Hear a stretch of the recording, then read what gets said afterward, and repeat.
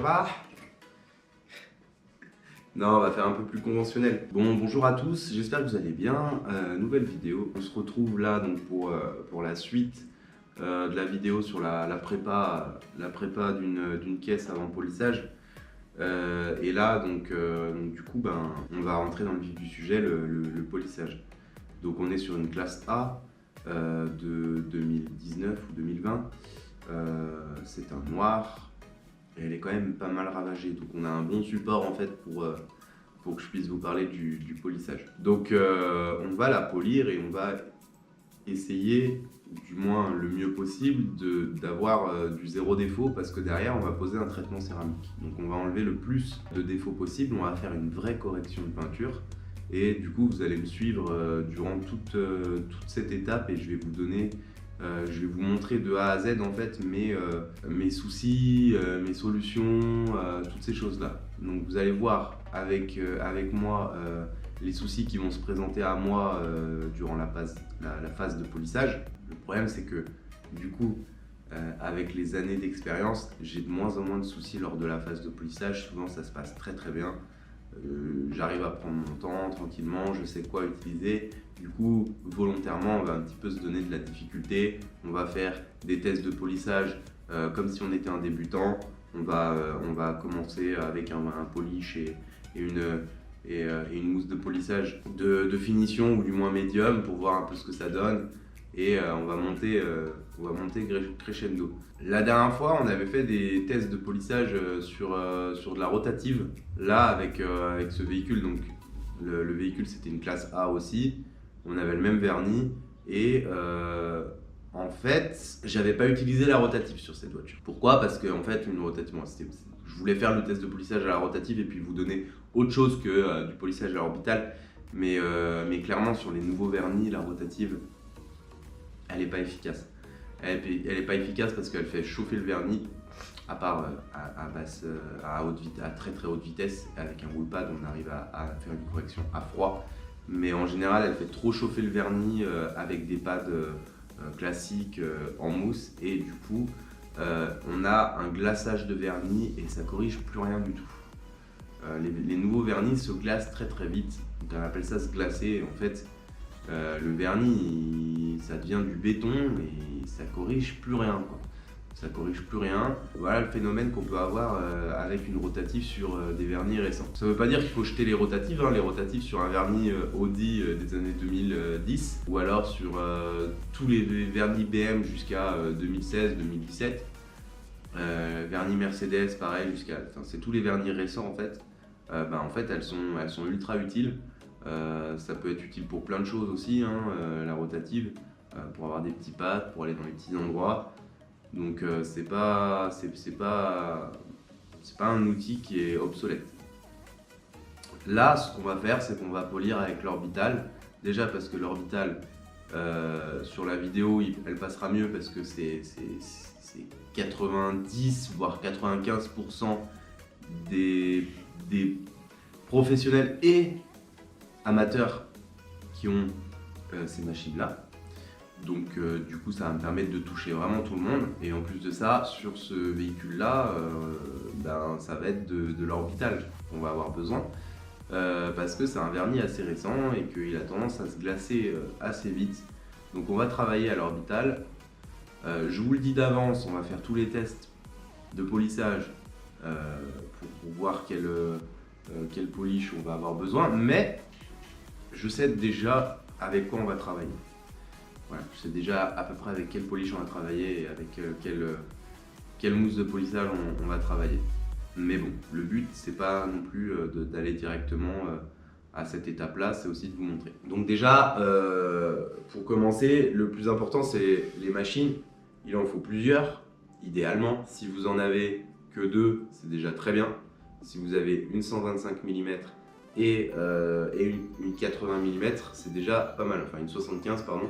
C'est déjà très très bien parce qu'avec la 75 vous allez pouvoir faire les petits endroits, avec la 125 vous allez pouvoir faire les grands endroits. Nous on pousse le vis un peu plus loin parce qu'on a une 125, on a une 75, on a une 50 et on a une je sais plus si c'est du 25, 30, enfin bref, du 2 pouces et demi ou 3 pouces et demi. Non, c'est pas 3 pouces, non, du 1 pouce et demi ou 2 pouces. Donc en gros, on a la Nano, on a la Flex PXE, on a la Flex 80, on a la Rupes 21 avec laquelle j'ai fait un changement de plateau et j'ai mis en 125.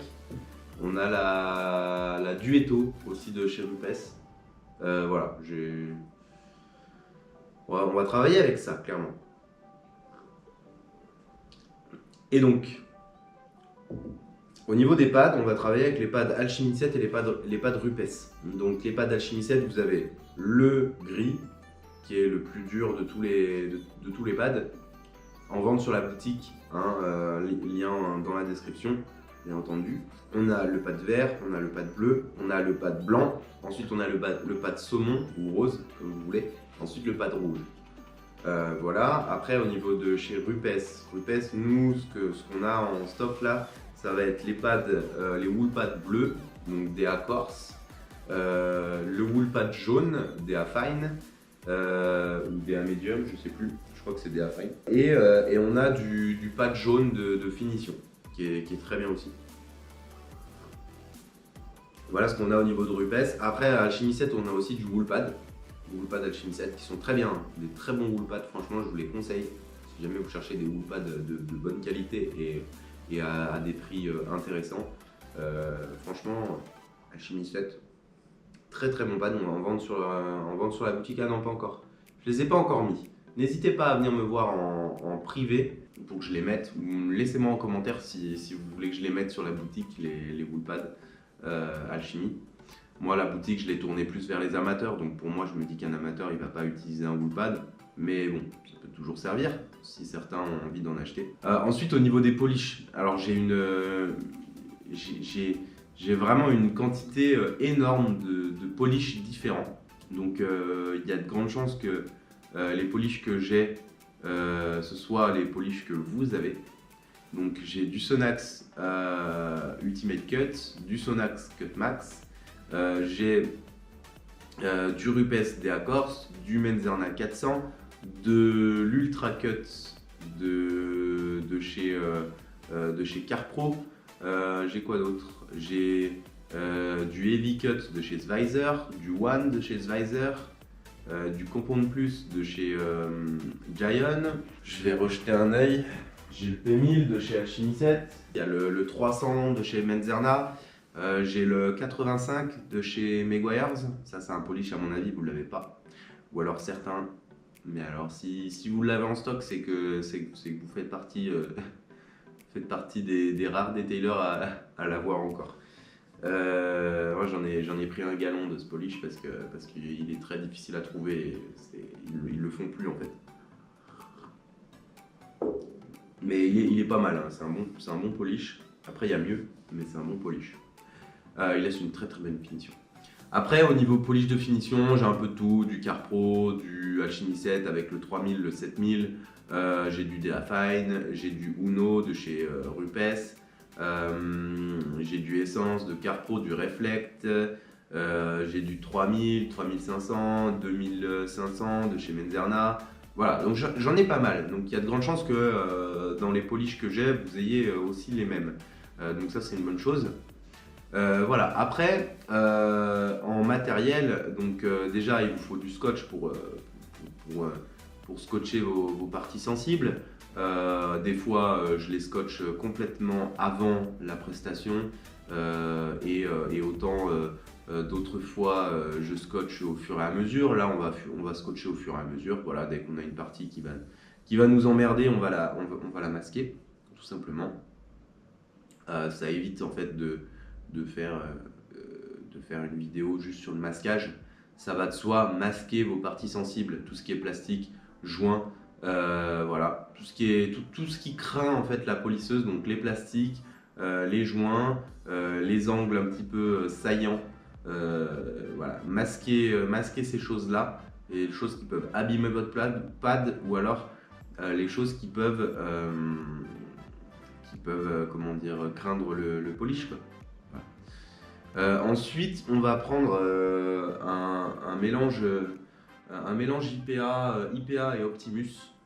Donc avant, je faisais mon mélange IPA. Donc moi, je prends de l'alcool isopropanol à 99%, puis je fais un mélange avec du vinaigre blanc et puis de l'eau. Et maintenant, je fais plus comme ça. Maintenant, je mets de l'alcool isopropanol dans mon flacon à 50% et puis je mets le reste d'Optimus de chez Alchimie 7. En fait, j'en avais marre d'avoir une odeur d'alcool hyper désagréable, alcool et vinaigre blanc hyper désagréable. Je voulais quand même avoir beaucoup d'efficacité de la part de mon IPA. Donc j'ai fait comme ça. J'ai mis de l'Optimus parce que l'Optimus il sent bon. Vous avez soit le DKN, c'est un parfum, c'est un petit peu un parfum style un peu de musk, donc en gros un peu masculin. Et sinon il y a l'exotique. L'exotique c'est juste le top. L'exotique c'est Copacabana. Voilà, vous avez l'impression de vous verser une pina colada dans votre flacon. Enfin c'est énorme, moi j'adore. Du coup je travaillais avec l'exotique. Voilà, du coup on a l'impression d'être en vacances toute l'année dans l'atelier, c'est cool. Donc IPA, IPA, un bon flacon d'IPA. L'IPA, on le vaporise jamais sur le polish, on le vaporise après. Il y en a qui n'aiment pas le vaporiser sur la carrosserie, il y en a qui le font. Moi je vaporise sur la carrosserie parce que il a besoin d'agir en fait, ce produit. Il a besoin d'agir sur les huiles, sur la microfibre. Malheureusement il n'agit pas, à moins que vous fassiez plusieurs dégraissages. À ce moment là vous pouvez le vaporiser sur la microfibre. Voilà, les pads bien entendu, donc les mousses de polissage, vous n'en aurez pas besoin d'une ou de deux ou de trois. En tout là c'est une vingtaine de pads pour votre voiture hein, qu'il va falloir, une vingtaine de mousses de polissage. Vous allez déjà en utiliser plusieurs de la même gamme, de la même taille, de la même dureté, et en plus vous allez les faire tourner. Il faut qu'ils tournent. C'est comme Patrick Sébastien avec les serviettes. Lui il fait tourner les serviettes, nous on fait tourner les pads. Donc du coup il faut que vos pads tournent. Vous utilisez un pad pour une passe, vous le changez, vous en prenez un autre pour la passe suivante. Qu'est-ce que ça va faire? Ça va faire que vous allez moins les faire chauffer sur la durée. Ils vont avoir le temps de reprendre leur forme, de reprendre leur dureté. Et du coup, ça va vous permettre d'avoir des pads beaucoup plus efficaces tout le temps. Donc d'être plus efficace vous.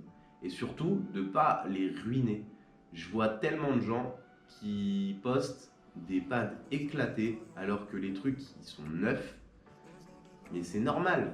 Parce que déjà, vous n'avez pas primé votre pad. Donc pour le primer, il faut mettre du polish dessus et l'imbiber. Il faut imbiber votre pad de polish en gros. Enlever le surplus et ensuite vous pourrez mettre vos 3 noisettes. Mais il faut qu'ils soient imbibés de polish. Donc moi par exemple, j'ai un polish pour primer les pads. Je prends un polish de merde ou un polish de finition, un polish qui est pas cher et j'imbibe mon pad de polish. Le primer votre pad, ça va faire en sorte que votre chaleur, elle soit diffusée dans toute la mousse uniformément. Si vous avez 3 noisettes sur votre pad, 3 petites noisettes, ou 5 ou 4, votre chaleur, elle va se diffuser que à certains endroits du pad et du coup, il va se déchirer. La colle en fait va chauffer, elle va se ramollir, il peut se déchirer, la mousse peut se déchirer. Donc voilà, donc on prime un pad et on ne l'utilise pas pour 2 éléments de suite. On utilise son pad pour l'élément et pour l'élément suivant, on en prend un nouveau qu'on a primé également. Et en général, on prend 3 pads comme ça et on les fait tourner. On les fait tourner et on obtient une efficacité stable. C'est-à-dire le temps de faire vos 2 autres éléments. En fait, vous avez le premier pad, il est revenu à sa forme initiale, il est revenu à sa densité initiale, il a refroidi et il est bon pour le réutiliser et ainsi de suite.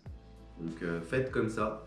Il n'y a que pour la finition, les pads de finition vraiment ils risquent rien, la mousse est tellement tellement malléable, tellement molle que le pad de finition, vous pouvez le faire chauffer à mort, il sera pas plus mou qu'il l'est déjà et ce sera pas dangereux. Mais bon, je préconise quand même d'en prendre 2 et de les faire tourner au niveau de la finition. Ça, c'est quelque chose de super important. Ensuite, les classiques, hein, insistez pas sur les arêtes, bien entendu. Insistez pas sur les arêtes. Faites pas des passes trop longues, même si c'est intéressant de faire des passes longues. Faites des passes lentes, mais pas trop lentes non plus. Ouais, faites gaffe à vos arêtes, masquez bien vos trucs, masquez bien vos parties sensibles et tout ça. Ça, c'est la base. Et après chaque passe, vous essuyez. Le mieux, c'est d'avoir une microfibre à poil long pour le premier essuyage et puis une microfibre à poil court, donc une microfibre de travail pour le deuxième essuyage. Et derrière, vous allez passer votre IPA sur votre élément pour contrôler où vous en êtes. Ensuite, un point important, c'est la lumière. Alors, il faut savoir que si vous travaillez au spot, vous pouvez travailler au spot 50 watts, 30 watts, 100 watts, 150 watts, vous verrez jamais tous les défauts.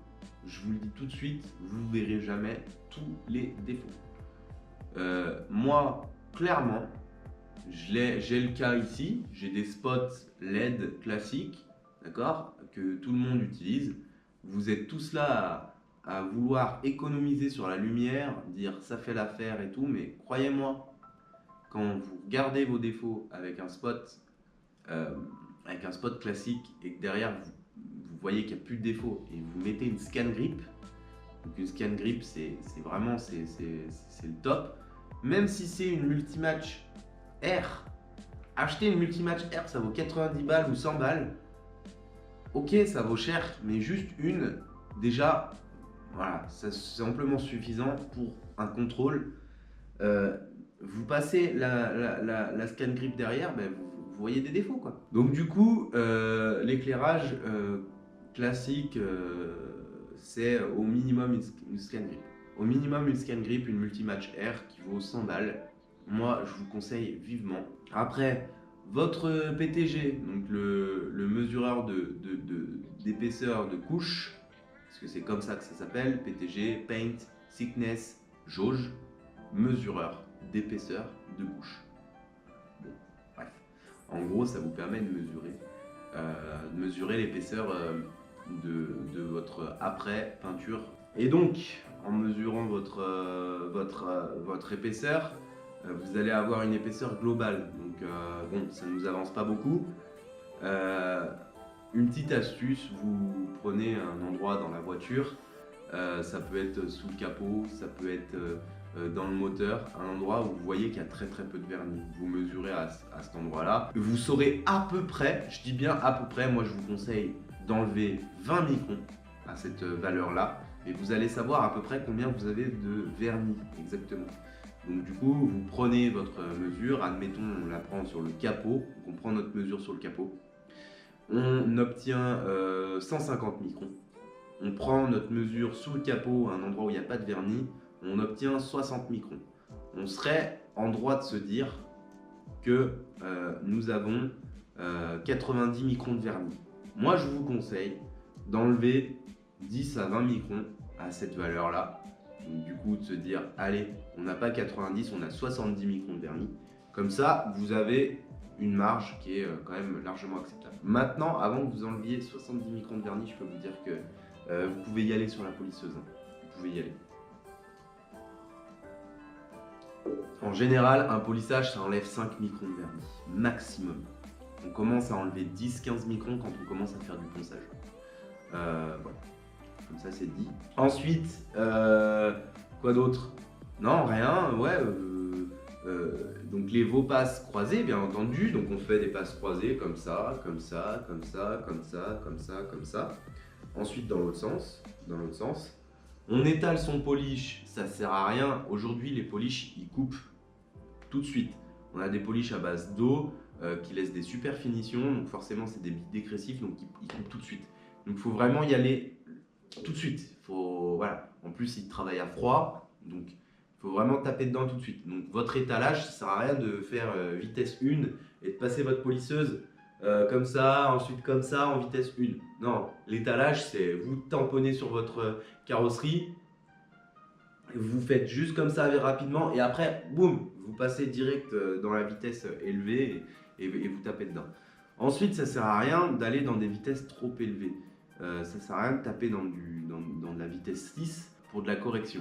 Vous allez certainement le faire sur certains éléments, mais honnêtement, entre nous, c'est très difficile à manier une polisseuse qui est en vitesse 6. Enfin, c'est plus difficile. C'est vraiment pas agréable pour les vibrations des mains, pour le bruit, toutes ces choses-là. Donc autant vous mettre en vitesse 5 quand vous voulez aller en vitesse maximum, vous mettez en vitesse 5. Ensuite, mettre votre polisseuse en vitesse 6 tout le temps, c'est pareil, c'est pas bon. C'est pas bon. Donc vitesse 5, faire des passes vraiment très très lentes, d'accord? Vous faites 2-3 allers-retours en vitesse 5 et puis après vous réduisez votre vitesse. Très important. Vous réduisez votre vitesse et vous refaites un aller-retour avec une vitesse pas très élevée. Ça c'est pour la finition. Plus vous allez soigner la finition de votre cut et moins ce sera difficile derrière avec votre médium et avec votre finish d'obtenir une bonne finition parce que vous l'aurez déjà pré-fini. Ça c'est hyper important. Donc toujours vous finissez, pour éviter de laisser des hologrammes, des conneries, ce genre de choses, vous finissez toujours avec une passe plus lente, donc vitesse 3 à peu près, tranquillement pour enlever les éventuels hologrammes que vous auriez pu faire.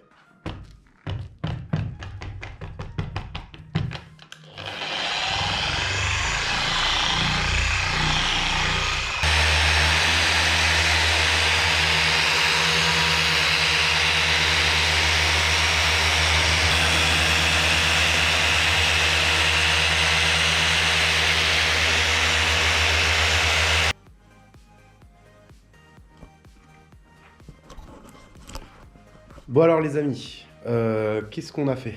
Là on a dégraissé, on a fait une passe, là on a fait une passe de P3000 Alchemy 7 avec un pad blanc. Comme vous pouvez le voir, on a enlevé toutes les fines micro-rayures. Mais alors les grosses micro-rayures, on les a pas retirées du tout. Donc là on a apporté un médium clairement, je le savais, mais c'est pour vous montrer, pour que vous puissiez voir. Parce qu'avec l'expérience, je sais avec quel pad minimum et quel polish minimum, il va falloir que j'attaque. Mais là, pour le test, je préfère vous montrer. Donc là, on va partir sur un... On va pas essayer, normalement, vous devriez essayer le pad vert de chez Alchemy 7 avec le 3000.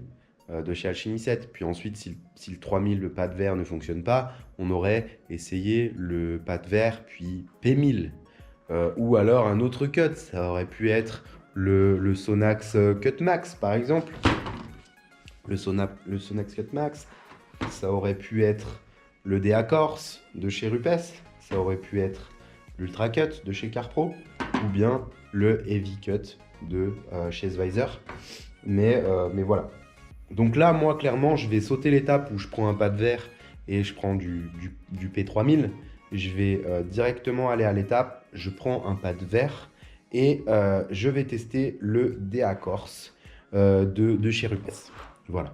Je vais essayer de faire ça et je vais aller à côté. Ici. Parce que si je me mets là, j'aurai pas une réelle... une réelle idée de ce que ça va corriger sur des défauts qui sont complètement là. Là, on en a enlevé une bonne partie des défauts. Donc, je vais corriger là. Je vais faire mon test ici avec le DA Corse et le pad vert. Si c'est concluant, d'accord. Bon, alors, il y a des endroits sur la voiture qui sont plus attaqués de ça. Donc, ça se trouve, on ira encore plus haut.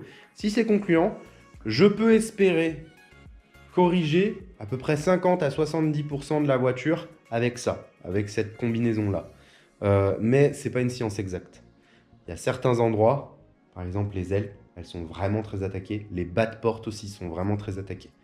Moi, je vous conseille, bon là pour la vidéo, j'ai fait les tests à cet endroit-là, c'est plus facile, c'est plus confortable pour vous montrer en vidéo.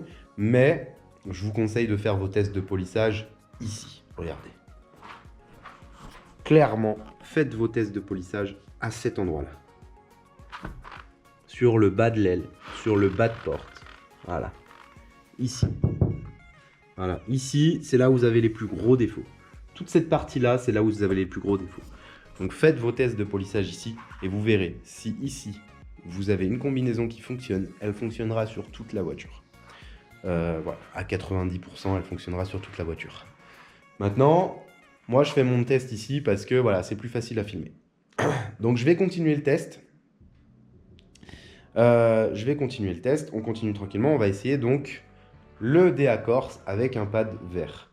Vous avez vu, hein, j'ai primé le pad. Vous faites la même chose, bien entendu.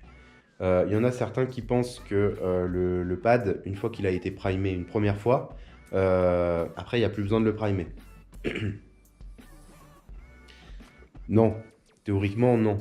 En fait, quand vous l'avez lavé, vous avez retiré tout le polish et en fait le primer un pad, ça sert à avoir du polish sur tout le pad et que la chaleur puisse bien se dissiper dans tout le pad. Donc il faut le primer à chaque fois. Après, une fois qu'il est primé une première fois dans votre rénovation, bien entendu, il n'y a plus besoin de le primer.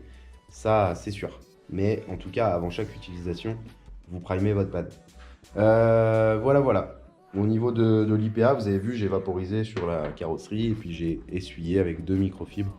Une microfibre. Donc on va continuer le test.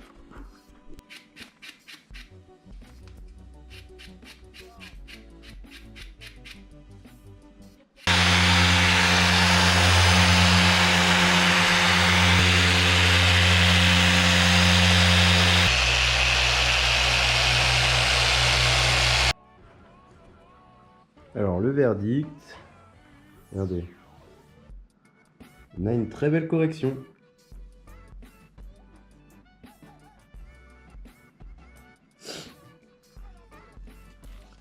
Voilà. Donc moi ça me convient, d'accord. En plus vous voyez on a une belle finition également, même s'il y a un petit voile blanc qui est vraiment très léger, je ne sais même pas si vous voyez à la caméra, mais moi ça me convient. Donc je vais partir là-dessus sur tout le véhicule. Je vais essayer sur le capot bien entendu pour voir si ça fait la même chose, pour voir si on obtient le même résultat, mais en tout cas moi ça me convient. N'oubliez pas, laver, nettoyer votre pad après utilisation. Donc là, je viens de faire ma passe, je vais le nettoyer au-dessus du seau et je vais l'enlever, je vais passer à un autre pad. Ils sont là, ils attendent. Il y en a 3. Je vais passer à un autre pad et ainsi de suite et je vais les faire tourner. D'accord? Parce que lui, regardez, là on vient de faire une passe. Regardez. Il est tout mou. Je vous prends l'exemple d'un neuf, enfin d'un propre. Vous voyez? C'est pas du tout la même chose. Alors que lui, vraiment...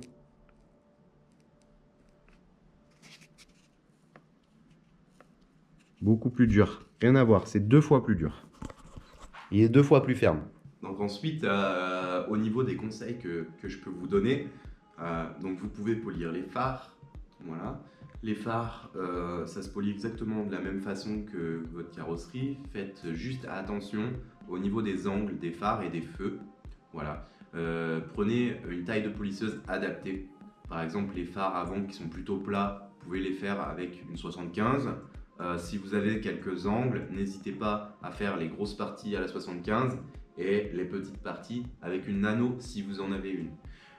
Si vraiment vous voulez faire du polissage sur vos véhicules perso, que vous êtes amateur, d'accord, je vous conseille de prendre une 75, une 125. N'hésitez pas à investir dans du matériel, d'accord, plutôt que faire des bêtises. Si vous polissez une voiture complète avec une 125, vous risquez de faire des bêtises. Vous, en tant qu'amateur, vous serez beaucoup plus sécurisé avec des machines adaptées à chaque taille de surface, même si ça doit vous coûter un petit peu plus cher. Comme ça, vous savez que chacune de vos voitures, déjà votre matériel il va durer dans le temps, donc c'est vraiment pas perdu. Ça se revend assez facilement si jamais vous avez envie de le revendre. Donc n'hésitez pas à investir dans au moins une 125 et une 75. D'accord. Aujourd'hui, vous avez toujours des machines qui peuvent se passer de 125 mm à 75, sauf que le problème c'est qu'on a des machines qui sont un peu obsolètes au niveau du confort de travail. Donc moi, ce que je vous conseille, c'est de prendre une 125 et une 75. En plus, c'est beaucoup plus facile de passer de la 125 à la 75 plutôt que de changer un plateau. Ne prenez pas de rotative si vous êtes amateur. On a souvent le réflexe d'acheter une rotative parce que ça vaut 80 €. Mais en fait, avec une rotative, vous allez faire pire que mieux. Vous allez faire des hologrammes. Vous avez beaucoup plus de risques de faire des bêtises. Donc prenez une orbitale. Ce sera beaucoup plus sécurisé pour vous. Après, au niveau du prix des machines, souvent une plutôt bonne machine en tarif milieu de gamme, on est à peu près à 150, entre 150 et 180 €. Oui, il y en a des moins chers, certainement, et qui sont très bien. Donc essayez de voir le rapport qualité-prix, regardez si les avis sont bons, regardez si on parle beaucoup des machines. Je sais qu'on a beaucoup parlé des machines Clover, je peux rien vous dire sur ces machines. Moi, je peux vous parler des machines Cross qu'il y a sur la boutique. Les prix sont très intéressants. Les Clover sont moins chers, mais les Clover, je ne les ai pas testés. J'ai des collègues qui les ont testés. Ils ont testé aussi du Rupes. J'ai pas l'impression, alors c'est pas du tout pour les dénigrer, parce que franchement, ils font du bon contenu au niveau de leurs vidéos, ou alors ils font du bon travail au niveau de leurs prestations. Je veux pas les dénigrer, mais aujourd'hui, c'est pas des gens qui polissent tous les jours. C'est des gens qui polissent, oui, régulièrement, oui, mais pas tous les jours. Donc ils n'ont pas poli tous les jours avec une Rupes, ils n'ont pas poli tous les jours avec une Flex, et ils n'ont pas poli tous les jours avec leur Clover ou leur autre marque milieu de gamme. Enfin voilà, un bon rapport qualité-prix. Maintenant, je dis pas, ça se trouve les Clover, elles sont très très bien, ou les autres, je sais plus, j'avais vu d'autres marques passer. Maintenant, ça reste des polisseuses. Moi aujourd'hui, clairement, je peux très bien prendre une Clover et la rebadger. Clover, ça reste des machines qui sont rebadgées, hein. C'est une usine qui fabrique ces machines-là avec cette forme-là, et Clover a posé son tampon dessus. D'ailleurs, vous pouvez trouver exactement la même forme de machine. Au lieu d'être noire et blanche, elles sont noires et rouges. Voilà. Et aujourd'hui, en tant que professionnel du detailing et en tant que boutique en ligne, je peux vous assurer que je reçois quasiment tous les jours des offres d'usines en Chine qui me proposent de fabriquer des machines à mon nom. Donc voilà, pour la petite aparté.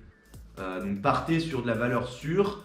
Pour moi, pour 300 €, vous pouvez très bien avoir une 75 et une 125 mm. 300, 350 €. C'est une somme, mais vaut mieux la mettre et être tranquille. Ensuite, au niveau des mousses de polissage, c'est pareil. Vous allez être un peu radin sur la commande. Ne le soyez pas. Prenez 3, 4, 5 mousses de polissage de chaque couleur. D'accord, ça sert à rien de prendre toutes les couleurs. Mais voilà, par exemple, je prends l'exemple chez Alchemy 7. Voilà, vous prenez 4, 5 pattes vert.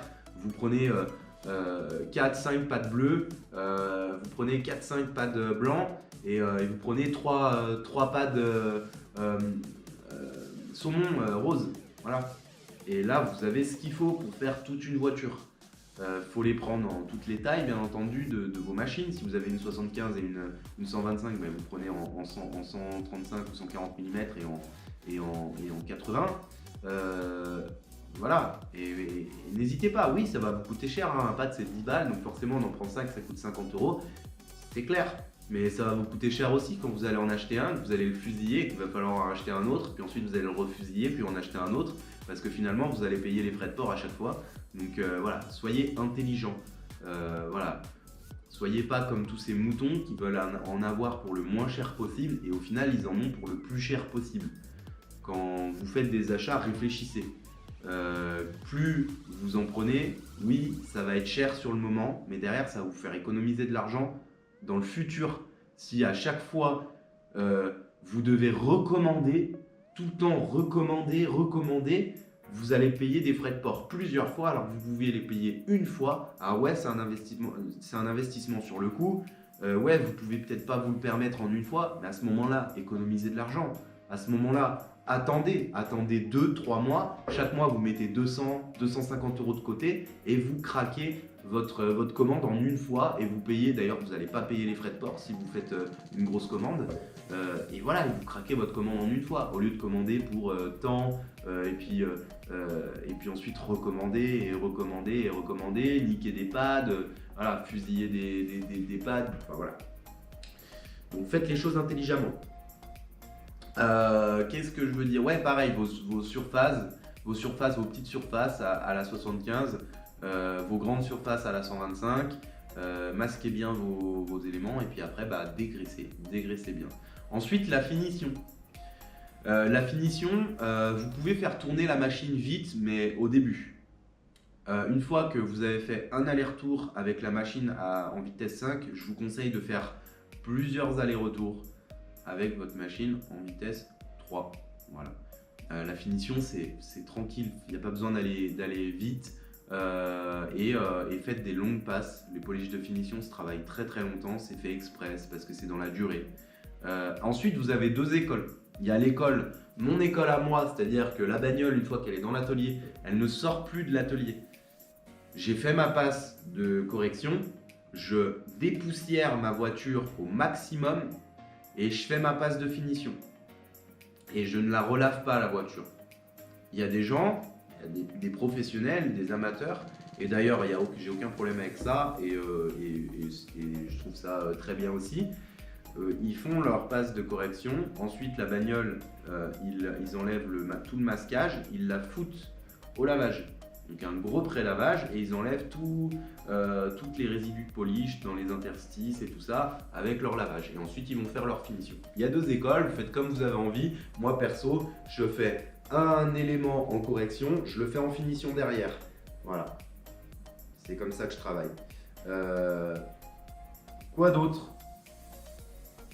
Les plaques d'immatriculation, ouais, enlevez vos plaques quand elles vous gênent pour polir, notamment au niveau de la malle. Voilà. Quand vous êtes sur le plastique, vous n'avez pas de repère d'épaisseur de peinture. Faites attention, allez-y doucement. Voilà, de toute façon, on n'est jamais à l'abri de percer et faites gaffe à vos angles. Sur les pare-chocs, faites gaffe à vos angles. Petite astuce, si jamais vous mettez du polish sur un plastique sans faire exprès, déjà vous allez passer de l'IPA et faites-le tout de suite. Normalement, vous devriez arriver à enlever la trace assez facilement.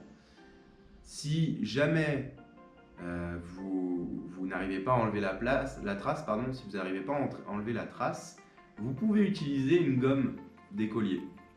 Celle que vous aviez dans votre trousse quand vous étiez gamin à l'école. Une gomme à crayon à papier, voilà. Et ça part tout seul. Honnêtement, ça s'en va tout seul. Et moi, j'ai déjà fait partir des traces de polish grâce à cette technique qui dataient de très longtemps, des fois de 5-6 ans. Voilà. Vous avez certainement vu dans certaines vidéos que moi je bâchais mon pare-brise. Donc vous pouvez bâcher votre pare-brise, vous pouvez bâcher vos vitres. Voilà, des fois je le fais, des fois je le fais pas. Alors me demandez pas pourquoi, c'est une question d'envie. Des fois, voilà. Celle-là je vais pas le faire, j'ai pris beaucoup de retard sur la voiture, je vais pas me permettre de le faire. En plus on n'a pas une grosse correction, même si elle est vraiment très attaquée. Voilà. Après ça, y a le ponçage. Le ponçage, on va pas le regarder, on regardera peut-être sur une vidéo. N'hésitez pas à me dire en commentaire si vous voulez, petit commentaire en bas là, si vous voulez que je fasse une vidéo sur le ponçage. Alors pas sur le polylustrage, faut pas rêver, je vais pas vous faire une vidéo sur le polylustrage, mais au niveau du ponçage, du wet sanding sur une rayure un peu plus profonde ou une fiente d'oiseau ou un moustique qui est un peu marqué. Moi, ce que je vous conseille, c'est d'y aller au 2500 et au 3000 et c'est tout quoi. 2000 grand max. Voilà. Vous y allez vraiment tranquille. à la cale, hein, il faut une cale, très important de poncer à la cale pour garder votre papier droit et que ce soit uniforme. Et puis voilà, ça devrait bien se passer. Finissez toujours au 3000, ne poncez pas au 2000 et arrêtez-vous. Vous poncez 2000, 3000 ou 2000, 2500, 3000. Ou alors 2500, 3000. Ou alors 3000 directement aussi. Et c'est comme le polissage, vous commencez d'abord au 3000, si le 3000 il n'enlève rien, vous descendez au 2500, puis ensuite au 2000. Et après vous remontez toujours voilà, jusqu'au 3000. Et ensuite vous pouvez polir. Faites juste attention, voilà, prenez vos précautions et utilisez votre PTG aussi.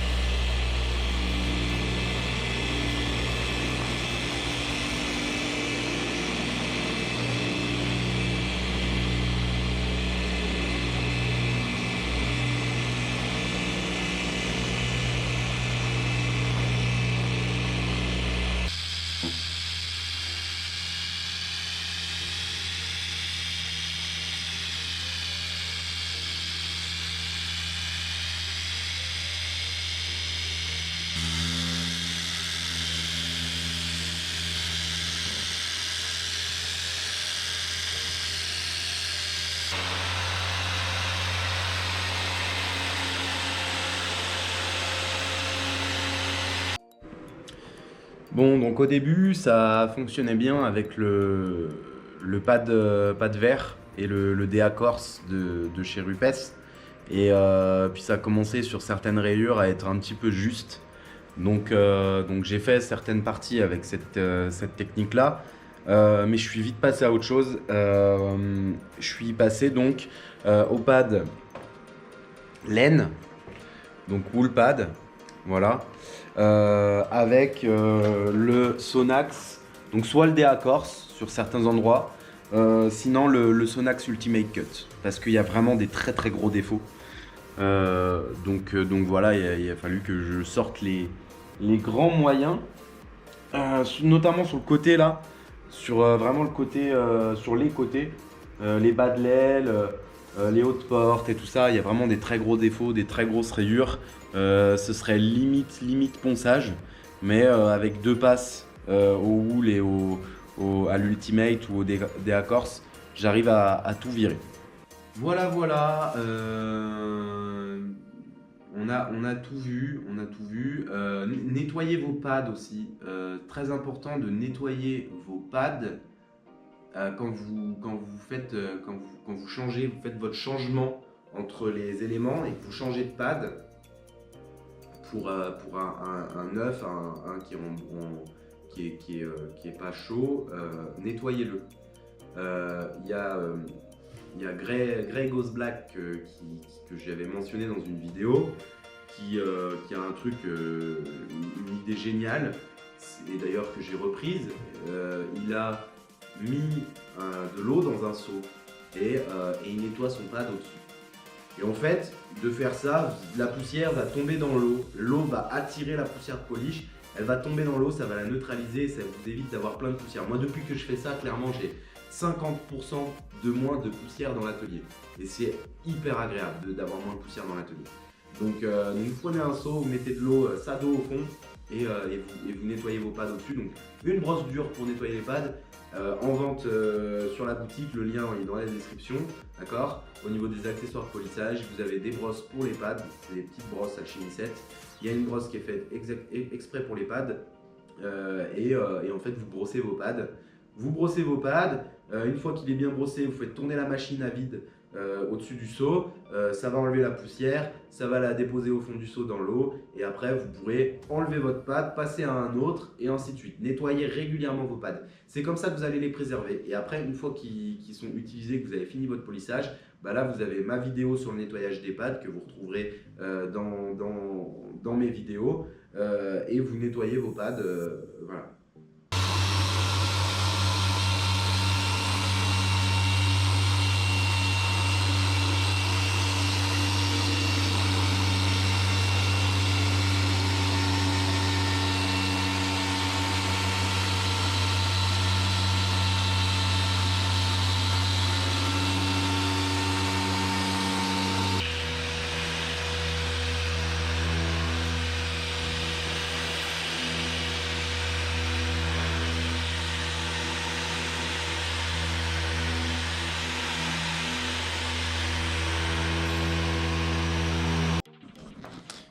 Bon voilà les amis, on a fini le polissage, comme vous avez pu le voir.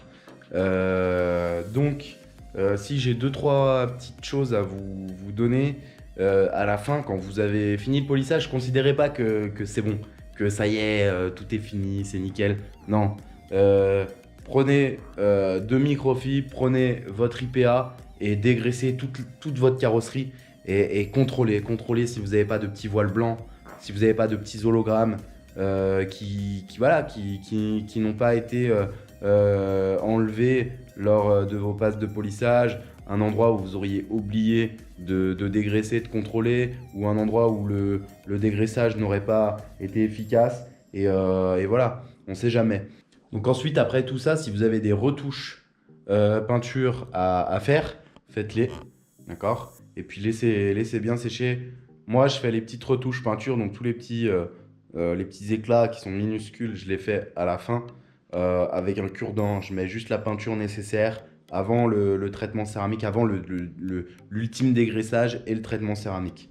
Voilà.